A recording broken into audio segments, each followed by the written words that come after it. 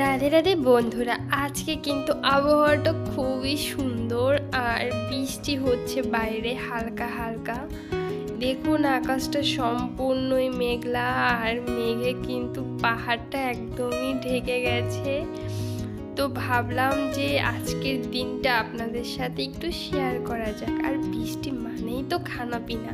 আর এই যে গাছগুলো মনে আছে তো, আমি শুধুমাত্র এই ডালগুলো লাগিয়েছিলাম, শাকগুলো আমি ছিঁড়ে নিয়ে খেয়ে ফেলেছি কিন্তু।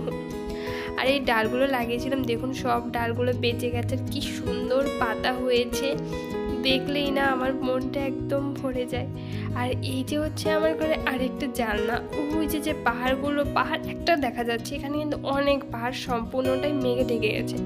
তো আজকে আমার বর বলল সে নাকি আজকে আমাকে নিজে হাতে রান্না করে খাওয়াবে। তো সে প্রথমে আজকে ঝুড়ি ভেজে নিয়েছে আলু দিয়ে, এরপর আলু গোল গোল করে কেটে বেসন দিয়ে চপ তৈরি করে নিচ্ছে।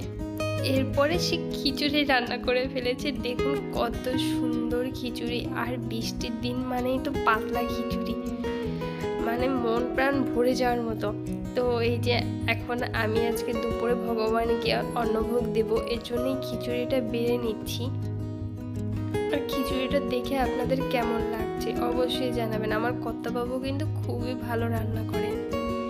এরপরে এই খিচুড়ি প্রসাদের উপরে আমি কিছুটা ঝুরি ভাজা দিয়ে দিচ্ছি আর একটা আলুর চপ দিয়ে ভগবানকে এখন ভোগ লাগিয়ে দেব।